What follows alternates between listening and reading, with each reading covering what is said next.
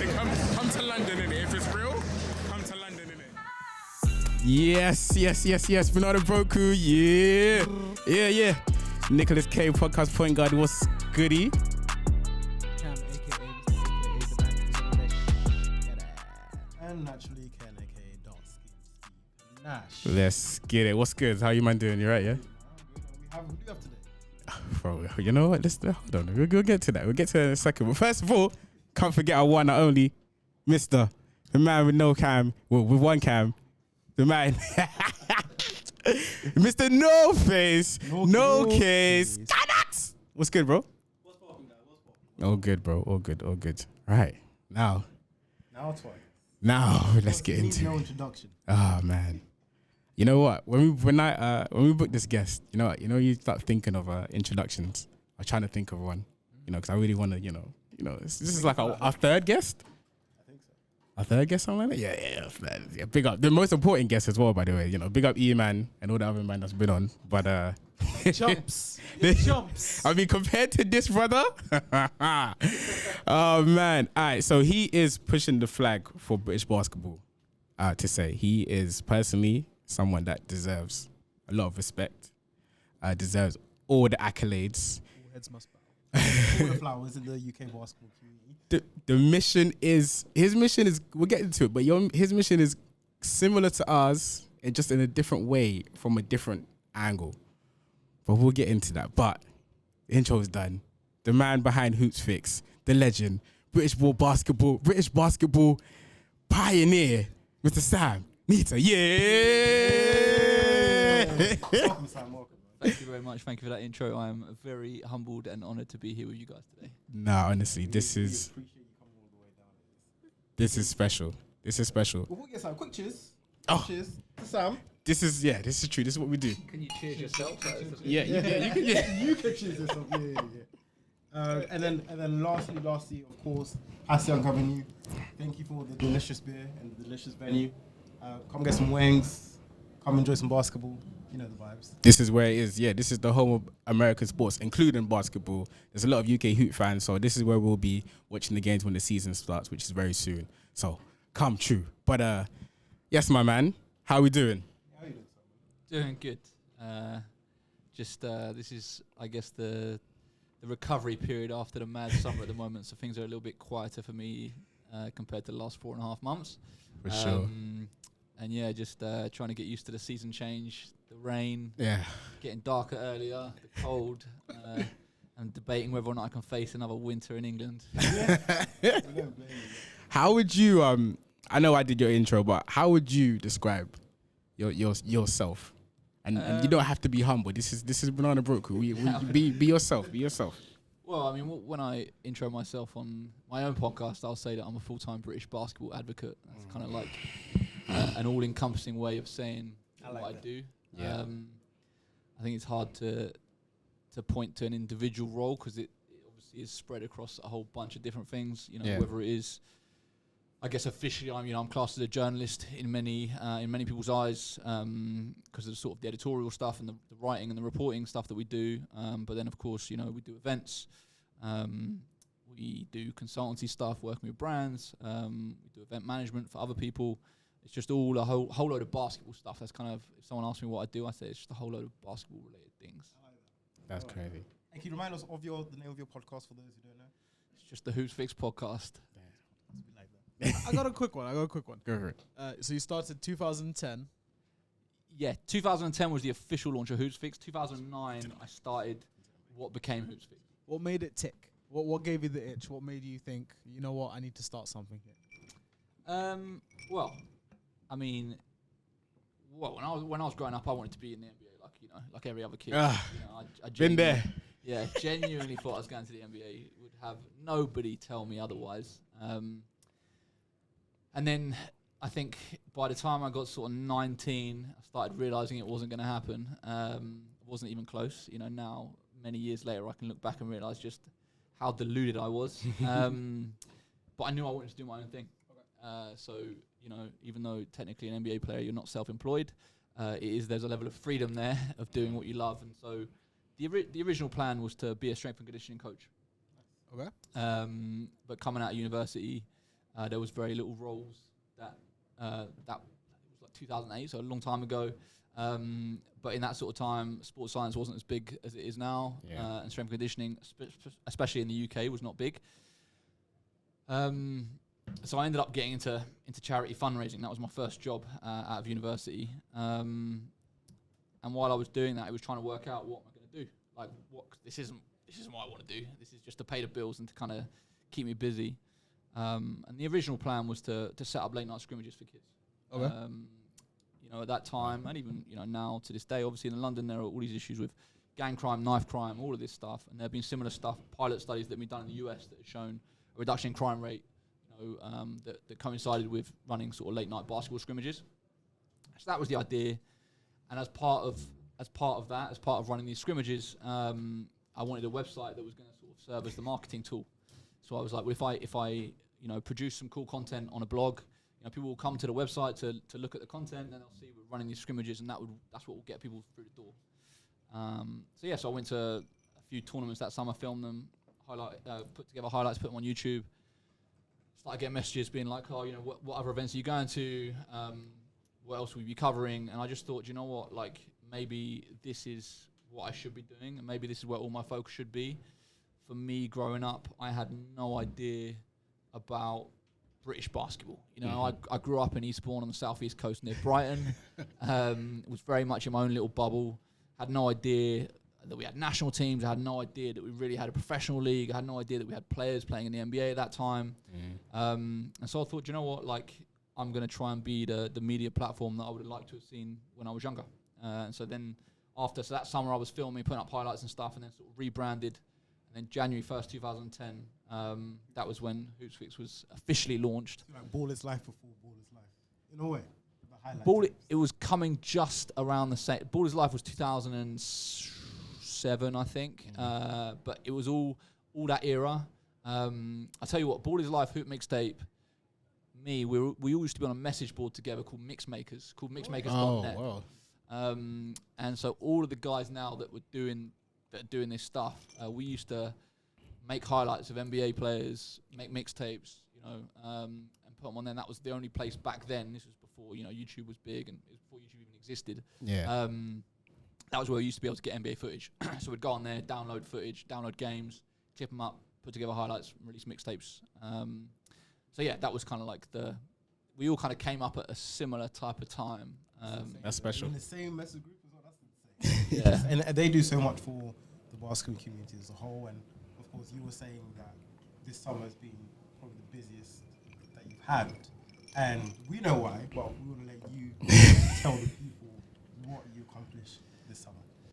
So, normally, historically in the summer, for the last 8 years, we've run the Hoopsfix All-Star Classic, which is our junior showcase of the top under-19 players in the country. I always say to people it's essentially a much scaled-down version of the McDonald's All-American game. We handpick 24 of the best under-19 graduating seniors, high school seniors, and then boys and then girls. They play an all-star game, three-point shootout, and dunk contest. So we did that. That was the start of the summer, 28th of May, which was great. We moved to Crystal Palace for the first time. There was 1,500 people there, which is a record crowd at the time for junior basketball in the UK. So it was a big step forward for us. And then straight after that, so 2 weeks after that, we did the first ever Hoopsfix Pro-Am, which we ran for 5 weeks, which was a summer league essentially for UK pros and amateurs to play against each other, to give people an organised 5-on-5 environment for them to play basketball. It was pretty high level. We had GB internationals playing, we had high level professionals playing, and it was great. So we finished that, and then from there, after Pro-Am finals, the following weekend, we ran the NBA 3-on-3 tournament at Clapham Common, which was essentially a client job. We delivered it for them, but obviously we can use Hoopsfix to leverage our audience to get registrations and communicate kind of what's going on with it.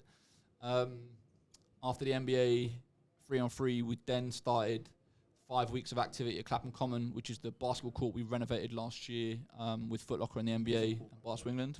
Thank you very much. Because that was finished in December, this is like the first summer that we've really had a chance to activate it. So we did 4 weeks of coaching sessions in there, and that culminated the last weekend of the summer, which was the Hoopsfix Summer Jam with Foot Locker, which was a 5-on-5 and 1-on-1 tournament, which we ran over a day. And then in amongst all of that, on August the 11th, we did a game against California Basketball Club, which is essentially Sierra Canyon High School, at the Copper Box, which was, we put together a team called Hoopsfix Elite, which we selected, who we considered to be the best players in the country to take on, a pretty decent US high school team.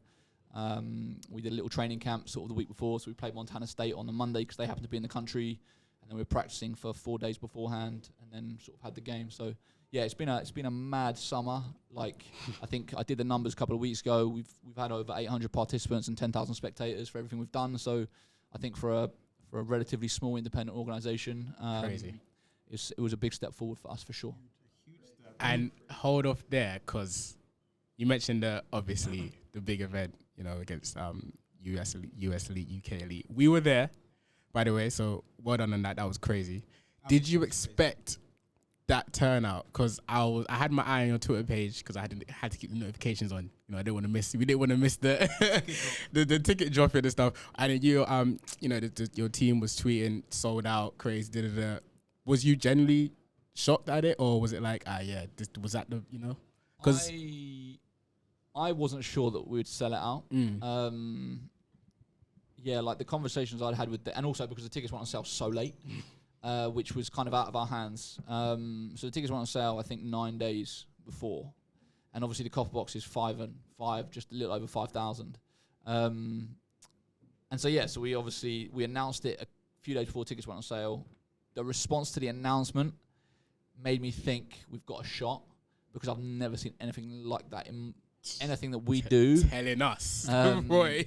The amount of DMs, messages, when the tickets go on sale, when can we get tickets, when can we get tickets? I thought I missed it, just so to cut you off. I thought I missed it because I thought like I missed the tweet when it was out, when you guys actually put it out. Yeah. So I already told the man, I was like, yo, we're going to this. So then when we were just waiting, the next thing you know, I think I just saw, luckily, by the corner of my eye, I saw someone say, yeah, I got my tickets. And then I think actually one of our boys was just like, yo, it's out. Yeah. So it was like, yo, it's out. I'm buying tickets now. He bought it for all of us. Big up to her. She did that for us. And then, it was mad. And so then like that gave me a sort of sign that it's definitely possible. And then once we put the tickets on sale, it was like, I think 2,500 was sold in the first 18 hours or something. And so then I was like, I think this is potentially on. And yeah, I mean, look, I'm well aware this is nothing to do with Hoopsfix or whatever. This is because of Bronny. Do you know what I mean? That's why, that's the name. And funny enough, the marketing company that were responsible on the US side, Paragon Marketing, we were in discussions about whether or not there's options to do stuff next year. And they said, like, the only reason this works is because of Bronny. We can go around Europe and we can get TV deals and all this kind of stuff because of Bronny. And if this was to happen again, it would need to be a player of similar interest, magnitude, all of that legacy. kind of stuff. My boy Bryce. Oh, man. Exactly. Crazy. You guys had BT Sport, ESPN, to name a few, covering it, being watched here. I don't know if you guys have access to the numbers of just how far-reaching. I actually don't. And that's a good point. It's one of the things I meant to find out, but I've got no idea what the viewing figures were. But I would imagine, especially in the US market, they're pretty good. I mean, it was. LeBron tweeted it, so that alone. Well, I mean, the clips on social have done like ridiculous numbers. I know one of our clips actually did pretty well really? as well. Yeah, we had did to like take it. a We got YouTube one. The poster dunk. We Okay, put up a YouTube short. Obviously, we haven't posted that because I'm not going to post our own guy getting. It was nasty, We're censoring that one on our channels, but yeah, I know Derek from D's Reels. He posted. Yes, big up these reels. Yes. These reels. He posted Ben Brown dropping, making Bronny stumble. Yes. And slip. That clip's done like 10 million views. Oof. So the clips on social it's been insane. Never seen anything like it. Like it was amazing. It was great to be a part of it. Great to see the turnout. And actually, funny enough, during the warm-ups, when obviously Bronny was dunking and the crowd was going nuts, I had this real horrible feeling that everyone was going to support Sierra Canyon or California Basketball Club. Yeah. And I was just like, it's going to be really embarrassing. We're playing in front of 5,000 people from the UK and they're not supporting us. But then actually, the ball went up. We turned up. The love we turned up. for Hoopsfix was just unbelievable. I do have a confession. Go on. I'm a Laker. We're all me and Ken are LeBron fans. So it was seeing Bronny, warm up and stuff. It did get us a little bit gassed. I won't lie. And of course. We didn't. I did swerve to cheer on Sierra a little bit, but. For me, when the ball went up, like you said, and I saw, the UK elite balling, like from I think their first bucket, I think just naturally, and I think for the crowd as well, you just felt it. And you were just like, yeah, pride. you're gonna have, the pride. That's the word. And those kids were out of this world. Like, They were ballers. You need to remember, it's not every day you get a chance to one, play a game of that magnitude. Two, play a They must have game been so against nervous. multiple basketball players whose parents are also legacy. Because remember, it wasn't just Bronny. Yeah, they got Yeah, Pippen, yeah. Pippen Yeah. And Penny Hardaway's son. Yeah. They get a score like that on top Was of it it. Pippin's son was there as well? Yes, he Yeah. was. It's just which actually brings us on to the next question. Did you have to deal with any kind of like, for lack of a better word, diva behavior from the younger kids? Nah. We It's were easy. all good.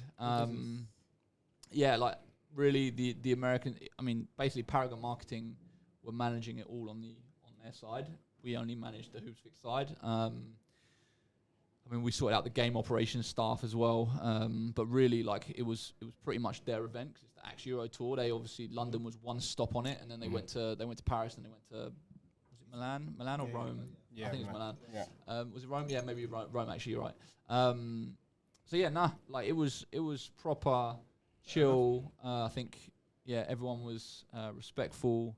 It was an honor to be a part of it, to be honest, and definitely one that I won't be forgetting anytime soon. I think that is. I don't think we're going to see anything like that in the UK for a while. Whether you would want to admit it or not, you are responsible for one of the biggest. Absolutely. Yeah, make some noise, man. One of the biggest showcases in UK basketball. Obviously, UK basketball is growing in the UK generally. What do you feel like is next, and what do you want to do next with UK basketball? Well, I mean, what we're doing, like, there's a few things we're working on. There's some smaller projects. We're in the process of putting in a funding bid with the National Austria Heritage Fund to try and get £100,000 grant to build out, essentially, basketballreference.com. Yeah. We want to build that out, but for British basketball, essentially. Yeah, nice. Right now, historical records are inaccessible. And so, I think you can't have a culture without the history. I think the history is massively underrated. And right now, the history is completely inaccessible. And so we want to try to digitize all those records, make them accessible so that, when London Lions are playing Leicester Riders, you can easily go there. You can see their head-to-head record over the last 20 years. You can see, the franchise all-time leading scorers, the league's all-time leading scorers, like all of that kind of stuff in one place and easily searchable, filterable with a properly built database. We were working very closely with John Atkinson on that, who unfortunately passed away this summer. So it's kind of like his legacy. So it's all the more important that we get it done. So that bid hopefully is going to be going in within the next couple of weeks. Fingers crossed. We've got a documentary we're working on about a legendary coach from East London called Joe White, who passed away way too young. It's the 20th anniversary of his death this summer. Rest in peace. So we're hoping to release that documentary in December. So we've been shooting that this summer, and we actually started it years ago. And then there's some bigger projects. I mean, I very much believe that British basketball is plagued by small-time thinking. I think when we look at what we're doing, it's compared to what the rest of British basketball is doing rather than what the rest of the world is doing. So I want to take massive swings and see whether or not we can pull things off. So one of the things that I am legitimately mulling over at the moment is trying to raise 30 million to build a purpose-built basketball facility in London. Amazing. Wow. So we've got the Hoopsfix got a foundation.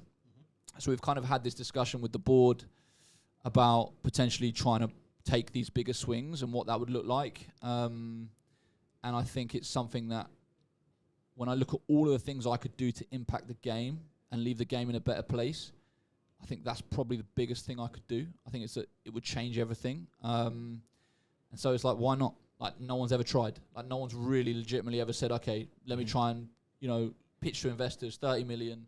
We can show you a credible business plan that will get you a return on your investment. I think now with Leicester and Newcastle having their own facility, them having a blueprint for financial business models that work, I think that can be replicated in London. So, building a 3,000 seat, 3-court arena is definitely something that I'm not 100% all in yet, but I'm pretty certain that is something that is going to become a big focus of mine in the coming years. That's amazing. Our children will thank you. Our children No, for real, our children. That's at the Nita Arena. yeah. Crazy. That's what we're trying to say about the mission, man. Because it is a generational. Because obviously, we all love ball, we all hoop. All of us here, we all hoop. So, and I think for me personally, growing up, our main thing, especially growing up in Northwest London, our courts we haven't really got that much courts where we're from, and the access is terrible. I think in comparison to South London and East London, I think it's definitely better on your side than it is to our side. But so, what you're doing is gonna keep going on when we have kids and we want to take them there and going there. But what I really wanted to ask you was, in your effort to, get the funding and, fly this flag, do you feel like basketball isn't respected in the UK? Well, by the mainstream, of course. Yeah, of course. I mean, it's, I've said many, many times over the years, basketball is given the raw end of the stick in so many ways. If you want to look at data and numbers and statistics, by every objective measure, basketball is shafted, So, it's definitely not respected, and that's something that I would like to see change in my lifetime. I think that basketball suffers because we don't have people in positions of power that were impacted by basketball in any type of way. If you look at government ministers, houses of parliament, politicians, most of them went to private school. Most of them played football, rugby, cricket, or netball. Yeah. And so we just don't have anyone fighting our corner. In these decisions, in these conversations, we don't have a seat at the table. And until we have a seat at the table, I struggle to see that changing. So, keep I fighting. think it's definitely, this whole thing, I always say, like, British basketball's not going to change in a year, 2 years. This is a 2, 3, 4 decade project. Like, I'm a lifer, like I'm in this for life, like I'm not trying to see what I can do in 2, 3 years, profit, cash out, and get out. I mean, to be honest, if you're trying to profit, you wouldn't be in British basketball. But yeah, this is really like, from the bottom of my soul, this is my life mission. Like, I really am dedicated to this, and we'll see it through. And I think that by the time I'm done, the game will be in a better place, I hope, and we'll be able to have made some significant inroads on all this stuff we're talking about today. Knock on wood, people call you the LeBron of pioneering in terms of UK basketball. That's what we want to see for you. Like you're obviously we've seen your vision in its reality, is the events that you're holding, the part that you're involved with. What do you think other people can do other than yourself, whose life's mission is to improve access to basketball? People like us who enjoy the game, who play with our friends, who go to courts, what do you think we can do to help as well? Is there anything the grassroots can do? Yeah, for sure. 100%. Like I always say, British basketball is not going to be changed by a single individual, whether that's me or anybody else. Like, it's going to be changed by an absolute collective of everyone taking responsibility and accountability for it. If everyone decided to take responsibility for the game, and rather than us all bitching about, the mainstream media doesn't cover it, well, why don't you write to the BBC and ask them why they're not covering it? Yeah.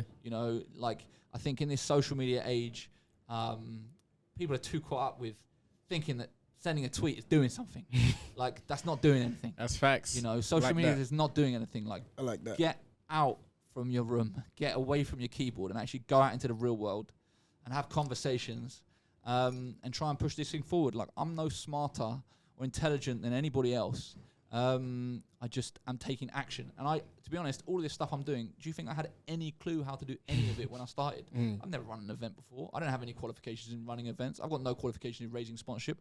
I've got no qualifications in journalism, editorial, social media, video editing, like anything. But like I want to do it, and so I teach myself and make it happen. And I think that's where the game will change, when everyone has the attitude of, it's my responsibility as much as anyone else's responsibility. You know, it makes me laugh when people message me being like, oh, you know, why haven't you covered this? It's like, why haven't you covered this? Like, why haven't you created a website and started covering British basketball? Why is it more my responsibility than your responsibility? And I do think there is very much a laissez-faire attitude within British basketball, and apathy around the game, of just waiting for someone to come and save us. And I've said this before, it's like, no one's coming to save us. Like, we have to save ourselves. Like, it takes all of us to work together to find the solutions. You know, if you're not happy with what the governing body is doing, well, then speak to the governing body. Go to an annual meeting and raise your grievances. You know, if you don't like the media not covering it, speak to the media. If you don't like the fact there's no events or no opportunities to play basketball in your area, run an event. Like, make it happen. Like, you know, we live in an age now where all of the information is available on the internet.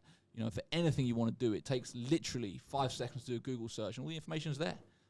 It just requires people to take action and want to do it. So that's the answer to your question. I love that energy. It's a great answer. It's Hey, fine. man, you heard it, man. You heard it from the man himself. Take that. If you take anything from this message, take that. Why not? Why not? It's very admirable that you had a vision and you have the confidence to take these big swings and motivate and push yourself and kind of just take it day by day and just keep pushing and flying this flag. So really massive hats off to you. For real. I appreciate it. For real. We need education. Absolutely. I say that because I mentioned earlier in the intro that we're kind of, obviously your mission is way more serious than ours, but how we started is that, of course, we argue about basketball in the group chat. That's how we grew up. We've known each other for more than 10 years. And basketball, I'd probably say, I think we can definitely say, Probably the foundation. is the how foundation we of our friendship. became friends. Yeah. We'd play every day. We'd argue about calls, teams, etc. Yeah. And admittedly, we're going to keep it real. Admittedly, our focus is on the NBA. Yeah. Because that's what we grew up on. That's what we know. Yeah. So that was shoved. What was most accessible, right? More yeah, shoved in our faces. it's exactly, yeah. It was more shoved in our faces. So we need education. Like, what aren't we? Obviously, the Euro basketball's on now. Yeah. And I saw a tweet. I know you don't like the tweets, but I did see the tweet. I saw a tweet that why isn't this on? You know, BT? Why isn't this on? Yeah. Da, da, da? I don't know. I'm hoping that you can shed light on it, because it's confusing to me, and especially because I hear that it's showing, and then or the other countries across the world. Yeah. Can you shed light on that so that we, you know? Yeah. It's interesting that you say that as well, because I said the same thing about NFL and how NFL came over to Wembley, has been getting those events and getting that coverage. And I know for a fact, I've been in the UK now for a long period of time, and I run into no NFL fans, diehard NFL fans. There's So plenty though. I really don't know how that came about. We had London basketball here. No more teams Yeah. in the NBA, and even players in the NBA, but NFL got that huge. So I want to know how's that work?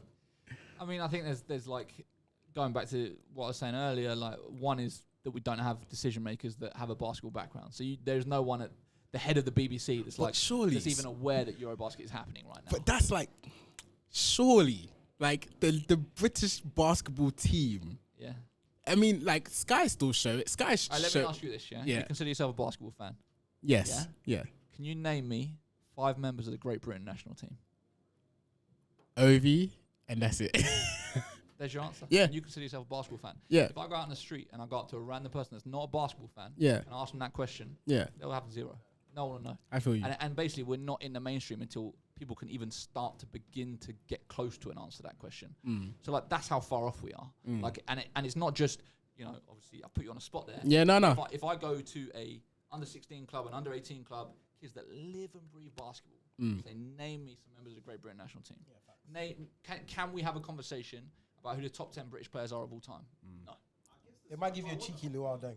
Yeah, you can give a lot thing. There'll be a couple It's of kind of things. different though, because when you think about it, the only other sport that I can think of off the top of my head where other people would know players in different countries would probably be football. I want to And say, because if I was to tell you, like, I think, well, I want to get maybe cricket or something like that. But even then, cricket itself is still a niche. I think football covers a lot more because you say Ronaldo, oh yeah, he's Portuguese, he comes from that country, whatever. Yeah. But I guess when it comes down to basketball. I guess that's because Everyone's looking to America. we grew up on that. That was again what you mentioned about the success, but it was in our faces.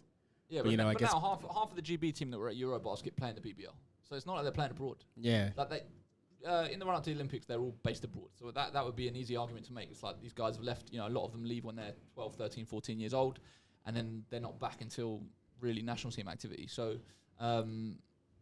like it's the reason Eurobasket isn't on TV is because no one cares for it to be on TV.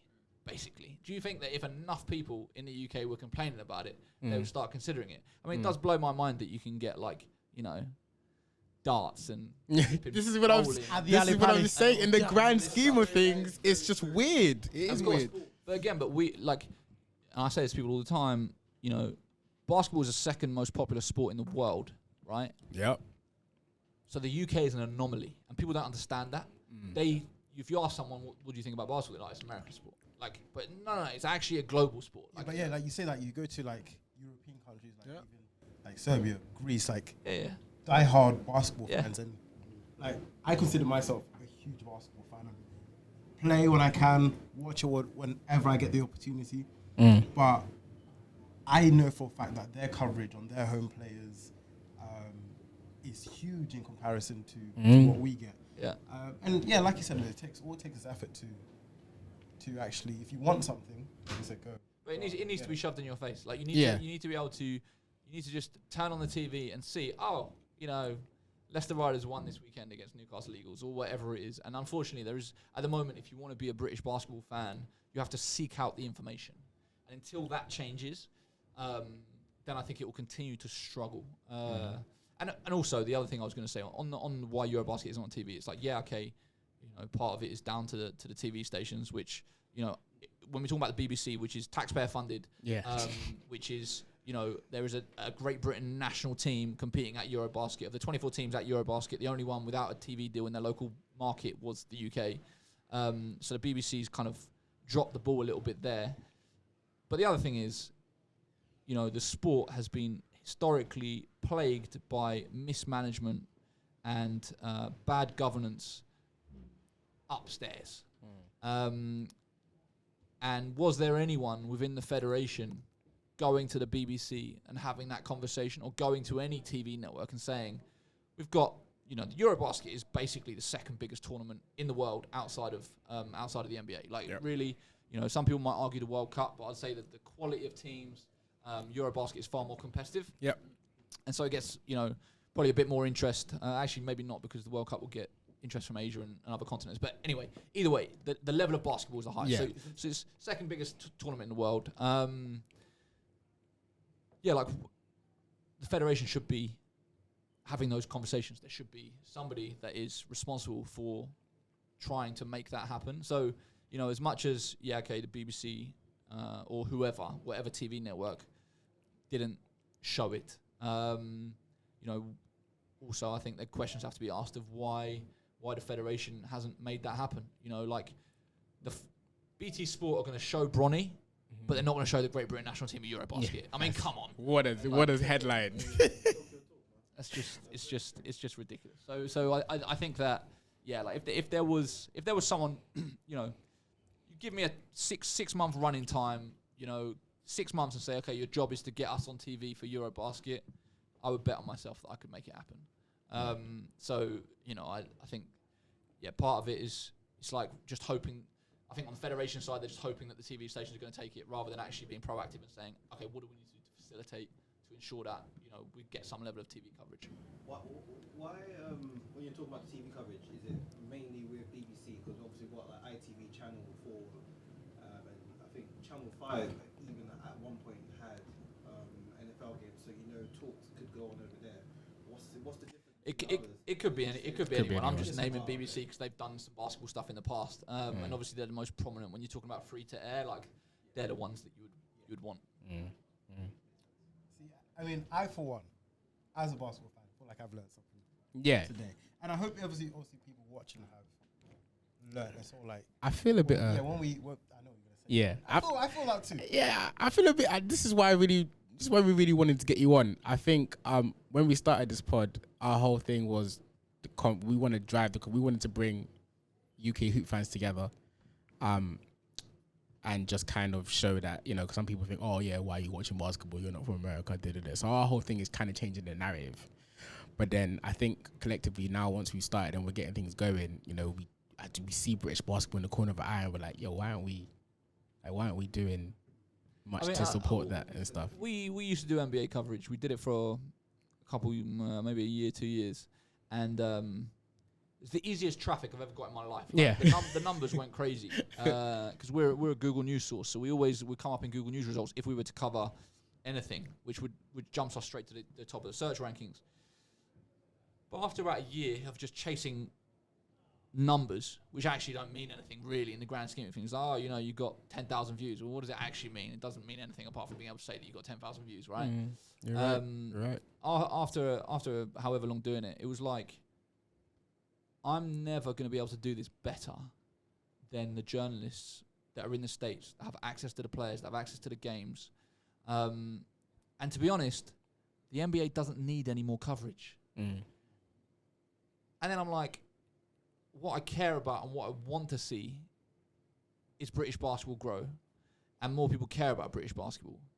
And so this energy that I'm spending writing articles about the NBA or whatever, I could just double down and do more British stuff. And actually that would help bring more of a spotlight on the British stuff. And so I obviously then we drop the NBA stuff. And now we do cover the NBA, but it's only when it's got an actual British angle. So obviously Alex Caruso was in London a couple of weeks ago. And so it's like doing stuff like that, which ended up getting cancelled because of the Queen. But like anytime an NBA player's in London, we'll do that. Anytime, you know, obviously a British player like Jeremy Sohan gets drafted, we'll cover that.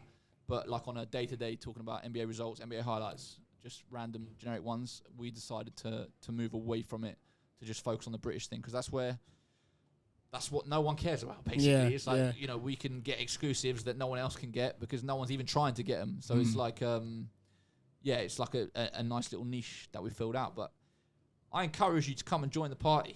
Yeah. Get involved, like, you know. I mean, that's what I say. We say we're not journalists and we're not analysts and we don't do the whole thing. We just love talking hoops. That's it.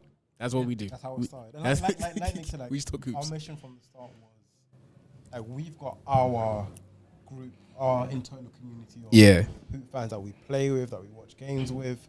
But we always found that a lot of people out there, you know, you see them at a court, they never usually have anyone that they go with as a group. A community. Their friends, everyone's interested in football and everything else. So our mission was, if you're a fan of hoops, and like Nick said, like the NBA, you can have a community that you can access within us. Just watch games, talk hoops, play.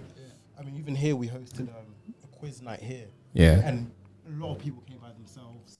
And we connected. We made friends. Just by bringing that element of hoops.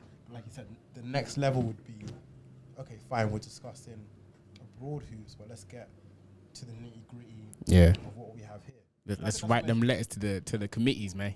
You know, let's start those. Let's join that fight, man. We're definitely gonna keep following for sure your mission, what you do. For sure, be immensely proud. Everything's in education, and people like us and people out there will continue learning, and I think you will be more than successful in it. I appreciate that. For sure. I wanted to. The kids are betting on it. We want to see. We want to see the funding come through. We want to see massive things. So yeah, we're always going to be cheering you on. I appreciate that, man. I wanted to throw a fun question at you because I saw your Twitter account tweeted it as well. Oh no. First of all, big up Lippy, not West London. Dan, no. So I'm sure you saw the tweet. Yeah. I saw what you're talking about. Yeah, we'll pop it here as well. he tweeted that football was he put emphasis, football was way harder than basketball. We obviously have a lot of football friends. I always have this debate, because actually we still do kickball sometimes. And whenever I kick ball with the man them, and I always hit to them, they say, oh, we're tired. I'm like, bro, I play ball. Like, I shoot hoops. That is nothing compared to shooting hoops, especially full court. Like, geez Louise. But yeah, I wanted to ask you, obviously I feel like I already know the answer, but what's tougher, football or basketball? It's not even close. I mean, for me, that was straight out the book of Skip Bayless, just saying something a bit controversial. And just trying to get people talking. Yeah, for real. Like, I mean, come on. Like, you've all seen someone that's never played basketball try and play basketball. Yeah. And it's like... Clank. Yeah, exactly. And I mean, when you talk about technical, fine motor skills, like, to me, like, basketball is way more skilled, requires more skill than football.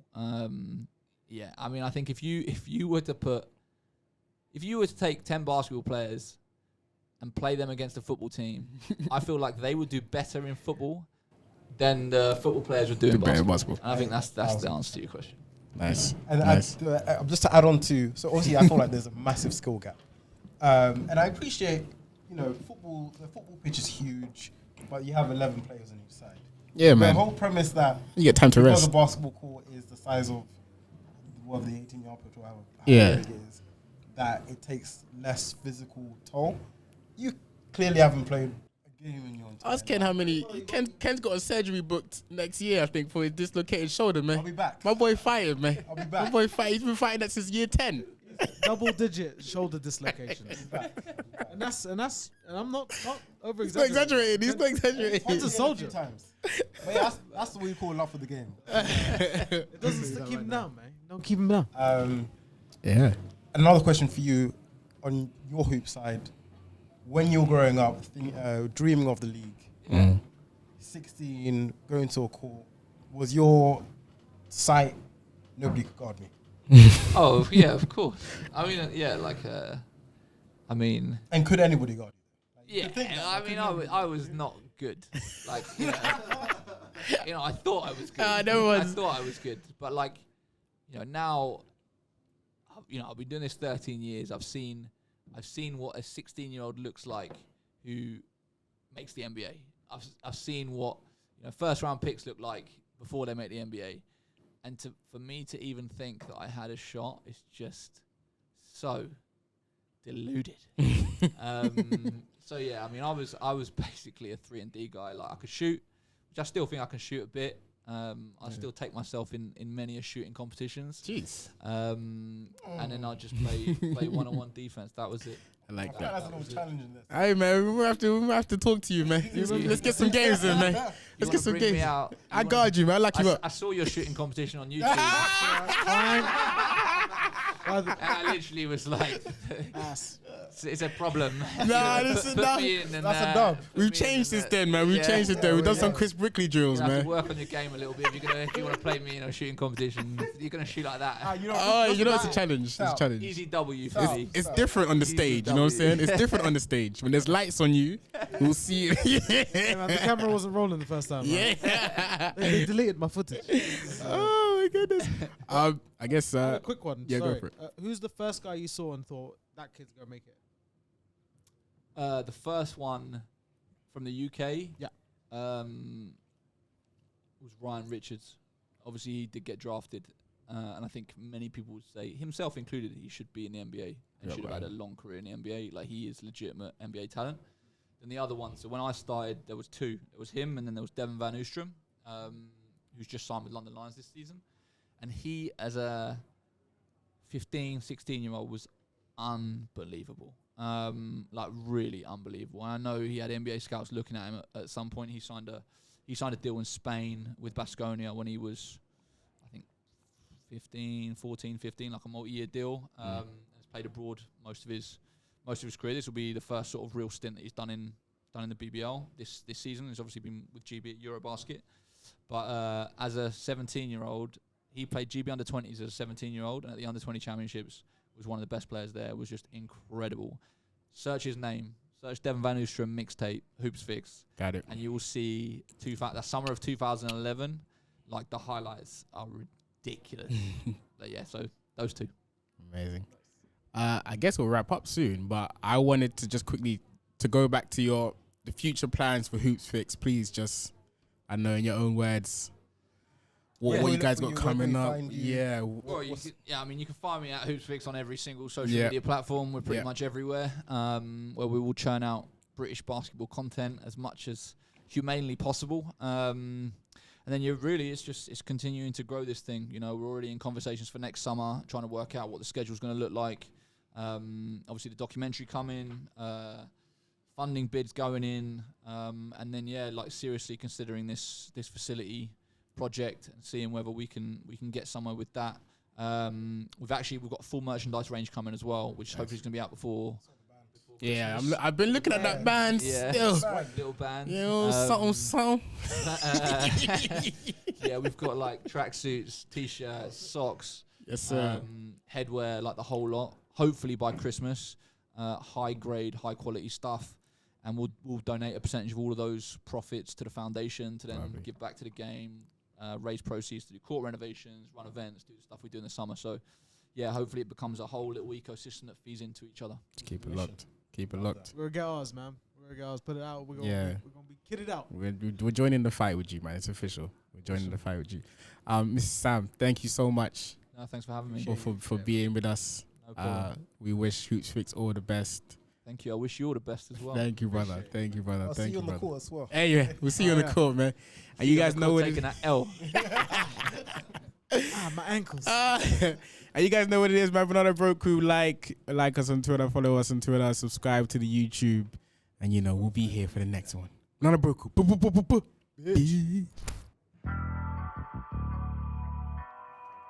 different over here. Different across the pond, innit? Yeah. But listen, come to London, innit? If it's real.